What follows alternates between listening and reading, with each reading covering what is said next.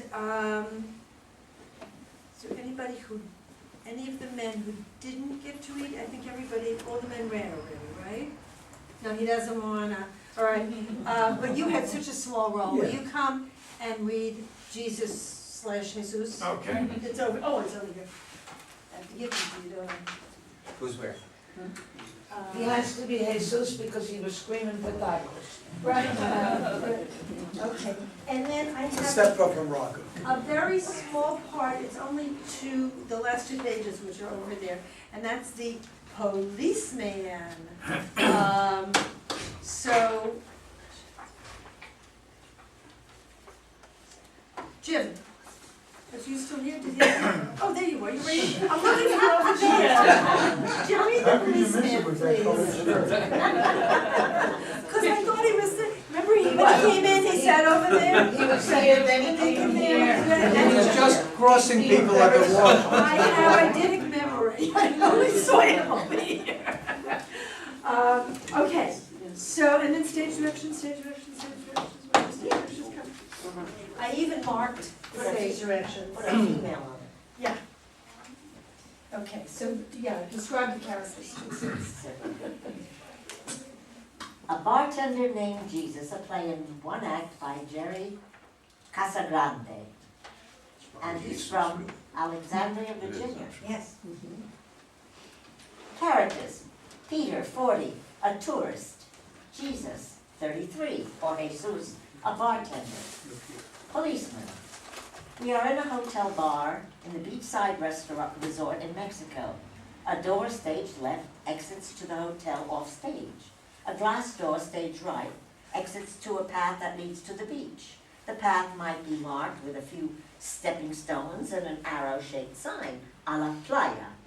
The bar itself is simple. 3 stools, a counter, and behind the bar a series of shelves filled with liquor bottles. One can exit behind the shelves as well to an unseen kitchen. Alone in the highest shelf, which would require a footstool to reach, is an ornate bottle whose label carries a picture of an old, white-bearded man in flowing robes. The label reads, Agua del Dios. On the bar sits a nearly empty basket of chips and perhaps a small bowl of salsa. Jesus, or Jesus, 33, is the bartender. He wipes down the counter, whistling as the curtain rises. Black pants, white shirt, black vest. Name tag with his first name. Peter, 40, enters from the hotel, rings under his eyes, dressed like a tourist, Bermuda shorts, colorful short sleeve, button down, sandals. Big glass of water, please. Of course, senor. Where's the can? Back out the door on your right. Peter exits. Jesus, or Jesus, wipes the bar down as he cleans near Peter's glass of water. He considers it, dumps it out. In the same glass, he goes to work making a margarita on the rocks, salt-rimmed edges. Sets the new drink exactly where the water was. Whistles while he works. Peter re-enters, face wet from washing, rubbing his hair, not really paying attention, goes to the bar, grabs his glass and gulps it, spits it out. Oh, that was water when I left. I changed it, senor. Why? You look like you needed it. Peter considers this. You're right, I do. He sits at the bar stool, taking a big gulp of the margarita. Oh, that's damn good. Gracias, senor. What's your name? Jesus regards his name tag. Si, senor. Jesus? Want to But be you say Jesus? Jesus. No, you say Jesus. I say Jesus. Yeah. You say Jesus, he says Jesus. Okay, Jesus? Jesus. Well, Jesus, actually. It is a very common name in Spanish-speaking American, senor. That right. Yes, senor. Well, nice to meet you, Jesus. Jesus, I'm Peter. Glad to meet you too, senor.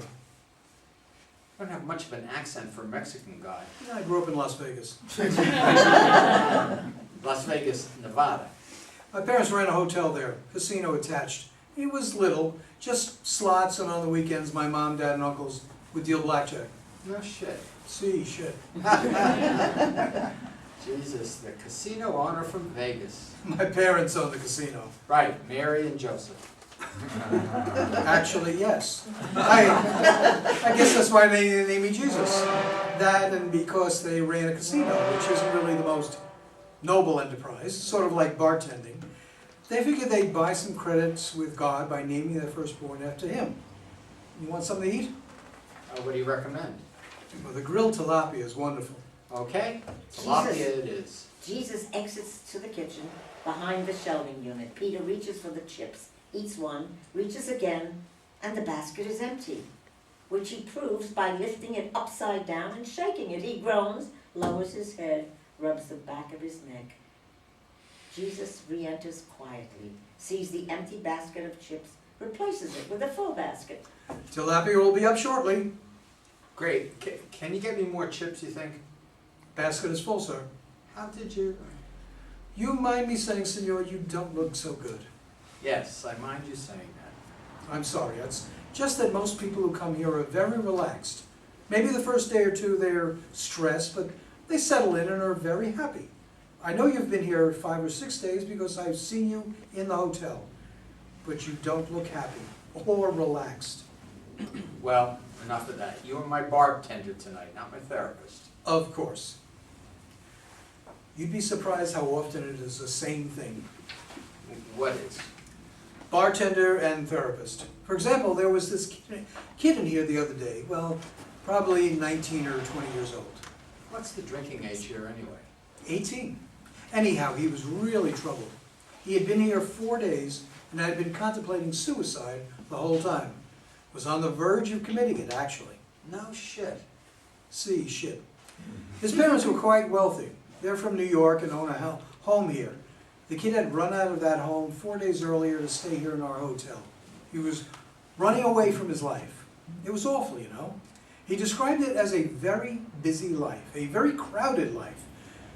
But on the inside, this boy was as empty as the basket of chips had been. We talked all night long. He drank 4 or 5 of my margaritas, and then I walked him down to the beach. For what? To open him up. Have you ever been to Las Vegas? Of course. Did you go to the outskirts, into the desert, or did you just stay in the casinos? Casinos. Throughout this speech, Jesus makes another margarita for Peter. At the end, he places it in front of him. Too bad, but that's typical. Las Vegas is the most fantastic, beautiful place. When I lived there and was old enough to go where I wanted, I would rise early in the morning, before sunrise, and bike to the eastern edge of the city and watch the sun come up. I'd greet the day. Then I'd go about my day, working in the hotel and the casino, meeting all these lost souls. Las Vegas is so full of them. You can never meet them all. And at day's end, I'd bike to the western end of the city and watch the sunset. On each edge of the city, the northern and southern too, you can see for miles and miles. You can literally see the curve of the earth. And it gives you a perspective, an opening to the heart that you really can't get if you never go to the edge of town. For a bartender, you sure talk a lot. I'm sorry, sir. Why don't you talk for a bit? No thanks. So like I was saying, I walked this boy to the beach, because the beach is like the edge of Vegas, right? You can see for miles. You can see the curvature of the earth. You can greet the sun in the morning here, or on the other coast, say goodbye to it in the evening. The beach, the ocean, the Nevada desert, it opens the heart. Do you understand? Peter just nods, thinking, sipping his drink. I took him to the beach and we waded into the water, and from there watched the stars in the sky. It was late at night. We put our heads under the water, cleaned ourselves, and then sat on the beach, talking and talking. We talked until the sun came up. He left me shortly after sunrise, saying he was going to return to his parents to tell them that he loved them. He was so restored. He didn't talk of suicide. That was all gone. Peter just looks at him, sipping his drink, nodding. Well, you know, a day's work. Let me check on your tilapia. Jesus exits behind the bar. Peter munches on chips and drinks his margarita, Suddenly, blinding lights turn up on the bar. Ah, Jesus, what the hell? Turn those lights off. I'm blinded here. Jesus reaches back into the bar and flips a switch. The lights go down. Peter's eyes are still closed, hand over them. Open your eyes, Peter, and you will be able to see. Peter opens his eyes and sees the smiling face of Jesus right in front of him. He speaks after a beat. What was that? What was what? That bright light, for crying out loud. Oh, we have a short circuit in our emergency lighting system. Happens all the time. They go off, customers are blinded, we turn them off, yeah, you know. Peter scratches at his shoulders. Are you okay? Huh? You're scratching at your skin. Just sunburn. Peeling pretty bad. I have just the thing. Jesus pulls a small glass bottle from under the counter. He comes around the bar. Can you unbutton your shirt? Just enough for me to get to your shoulders. I don't need any help. Actually, we all do. I mean with the peeling. Trust me, Peter, this is the best stuff. Don't tell anyone where you got it, though. Our little secret. Peter unbuttons his shirt enough to pull it off his shoulders, revealing red, peeling skin. Jesus pours some cream from the bottle on his hands and rubs it into Peter's shoulders. Jesus. Yes? No, I was going to say, Jesus, that feels good. And I said, yes. No, but I meant the other Jesus, you know, like Jesus. Yes. Jesus finishes putting the cream on and returns behind the bar. That will heal you. So where are you from, Peter? New Jersey. That makes sense. What's that supposed to mean? It's a crowded place. It's hard to have an open heart there. Don't you think that's a harsh statement about 10 million people? It's not a statement about the people. I'm sure they're wonderful. It's about the place. Oh, well, what about the Jersey Shore? That's wide open. But then you're dealing with Snooky and that situation guy. They're from New York, you know. Really? Interesting. Regardless, in a crowded, busy place, it's hard. That's why I want you to go to the beach after you have your dinner and your drinks. Me? You haven't told me what is wrong yet, but it's clear that something is wrong. And there isn't a problem that I know of that cannot be fixed by gazing into the vastness of the ocean and the limitlessness of the skies. Yeah, my problem cannot be fixed like that. Tell me about it. Jesus. Yes? No, the other one. I was going to say Jesus, but you are persistent. So I don't want a therapist. I want tilapia and another margarita. Coming right up. He begins making another margarita. Peter watches him a moment before speaking. It's my wife. Or, not exactly my wife, it's me. Or, it's another woman. That's really it. I'm not going to remember the song.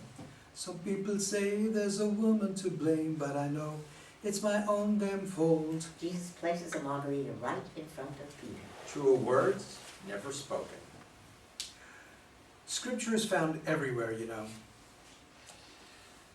I cheated on my wife, very attractive woman. It was this ridiculous moment of lust. Well, moments. Well, 3 of them actually. My wife and I have been having troubles, you know. Life is busy. Kids, work, hassles. There's no time to be together like we were before we were married or before we had kids. And then she appeared and made herself available to me. And I was really weak.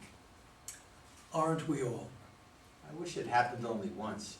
Each time I swore I wouldn't do it again, and then I'd find myself back with her in my arms. Her calmness, you know. That was a big part of it. I mean, it was the excitement too, but she had this calmness. My wife is frantic. Beautiful, but frantic. She lacks any calmness and calmness. And this other woman could draw me in. I love my wife, you know. I really love her. Of course you do.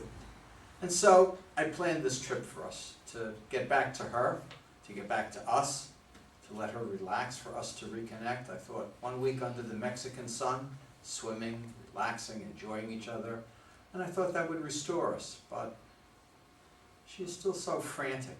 And today it all came spilling out. She knows everything. Everything? Everything. I told her everything, about the woman, about our 3 times together, about how I don't feel connected to her anymore, about everything. Did you tell her that you love her Of course. and that you don't love yourself? Huh?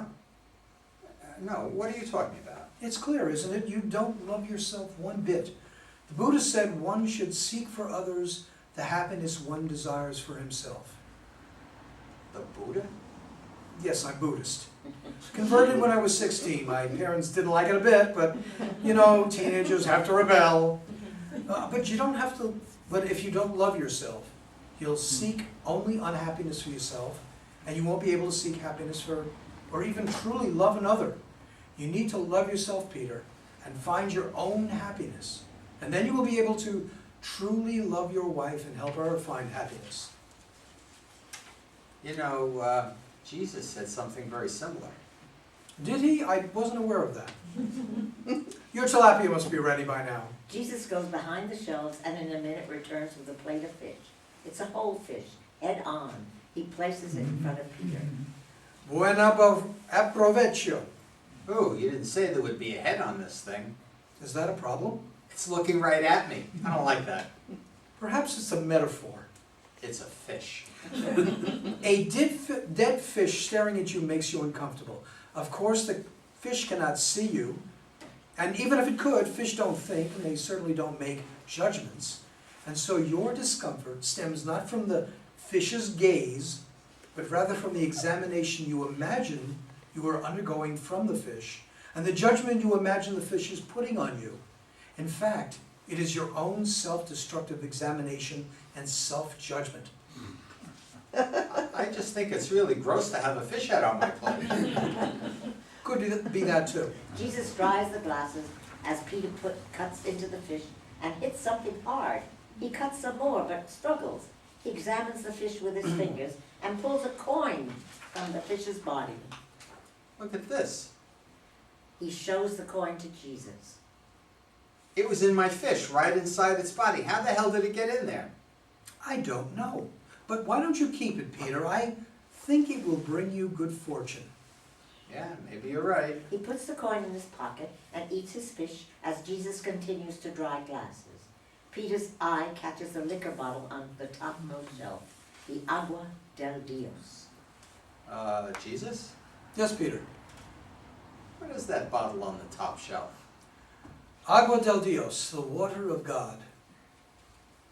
Is it good? It is very strong. Can I have some? If you like. I would. Very well. Jesus goes behind the shelves and pulls out a step stool. He takes his jacket off and places it on the bar, revealing his white shirt. He slowly, deliberately ascends the step stool, elevated above Peter now. He reaches for the bottle. As he does so, soft lights arise from behind the shelves, bathing Jesus in light. He takes the bottle and turns to face Peter, lifting the bottle to admire it and its label's image of the old man. My God, Jesus. Yes? You are just lit up like, you just look so, Jesus climbs down and gets close to Peter. The light that lit him goes down. Yeah? so beautiful. I have a wife, senor. No, that's not what I meant. Something happened there. Something's always happening, isn't it? No, but there was a change, a real change. Jesus looks around the bar, opens the Agua del Dios, and pours a shot as he speaks. Everything looks the same to me, Peter. Maybe the change was with you. Maybe. Like with the boy the other day. What was his name? You never told me. His name? Well, of course, I'll never forget it. It was so unusual. Well, what was it? Lazarus. Have you ever heard such a name? Lazarus? Almost like laser? I bet his parents owned one of those laser tag arcades. You know those places? They're all over Las Vegas. The door Lazarus. the door from behind the hotel opens, and a police officer enters. Jesus Martinez, Yes? estás bajo arresto. Arresto, what? Who are you, senor? Peter. Well, Senor Peter, Senor Martinez is under arrest You can't be serious. Why? Yes, why? for serving alcohol to a minor. Who? When? A 16-year-old boy named Lazarus Friedman. He arrived at his parents' house the other morning, very drunk. His father was irate, as you can imagine, since he is only 16. Lazarus spoke continually of a Senor here. His father, who is a very powerful man, I would add, will be pressing charges. You can't do that. It's okay. I'll have to take you in now. Jesus comes in front of the bar. Arms out, I need to frisk you. Jesus spreads his arms wide, center stage, eyes closed, a slight smile on his face. The officer frisks him from behind as Peter protests. Wait, this isn't fair. You need to hear his story. He saved that boy's life. He can tell that to the judge, Senor. The officer puts Jesus' hands behind his back and cuffs him and begins to exit out the door. Jesus! Jesus looks back and smiles, and he and the officer exit. Peter stands alone, looking out the door where Jesus just left. He puts his hands in his pocket and finds the coin. He fingers it a moment, then pulls it out, holds it up, and examines it. He looks to the bar where the shot of Agua del Dios sits beside the bottle. He grabs the glass, shoots it down, and exits to the beach, striding resolute down the stone path. The end.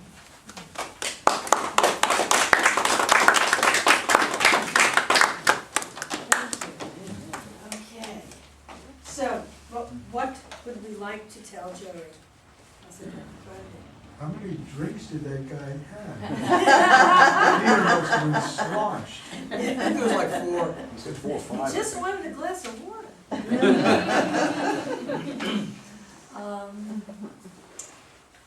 Yeah, there was, plus the shot at the end. Yeah. He Should was say, feeling Jesus, good. how many drinks did he have? Agua del Dios. Well played. It was the Agua del Dios. Did we like it? Yeah, it was cute. I like it until the end. It just seemed to, I don't know. When he got arrested? Yeah, but I don't know. It just seemed out of it. It just seemed random. It just didn't. I like the performances, so they kept me engaged in it and everything. But it just, the ending just was. Do you think he has to make more of the fact that this was a 16-year-old that he got drunk and brought down to the beach and saved? Possibly, you but know? you can, but then More of the fact that he's 16, okay, but underage, concern about that. and right, and also maybe a real person would be protesting. Hey, no, he was 19 years old. He told me he was 19. I didn't. Oh, It's a parable. yeah, Yeah. yeah, Yeah. yeah. But, Sounds he's like gonna it's take the fall paralleling for it. some, Yeah. the New Testament. yeah, Sounds like it's paralleling the arrest of Jesus, which is trumped up and not there. But it's part of the deal and part of the point, so there's no protest. That's what it sounded like. Yeah, right. especially Jesus because expected to be he's got Jesus smiling Mhm. and not protesting and Right. it's. Put his Peter. hands Yes, out. yes. And he did get lit up when he went Yes. for the bottle, Right. so. Yes. The- The flash of light. The implication is that he's neither a bartender nor a therapist. And Peter went forth. Peter went forth, Right. feeling Right. better and Well, To get facing healed. whatever it is. Yeah. Yeah. So, yeah, definitely a parable. Okay. So it was a very good ending.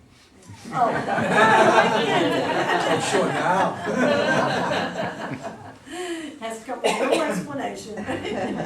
Maybe a quote from the New Testament in the program. Oh, yeah. No, at the And end, then there's gonna be a Jesus lot said- of stage work, with the patting down and everything. Yeah, So the policeman's doing all this stuff and he's just standing there Yeah. like this, right. so, Gotta tilt his head a little. not a lot of words. See, I did Not a lot take of the words at picture the end, down. but it's all action. Okay, thank you, Jerry. We are now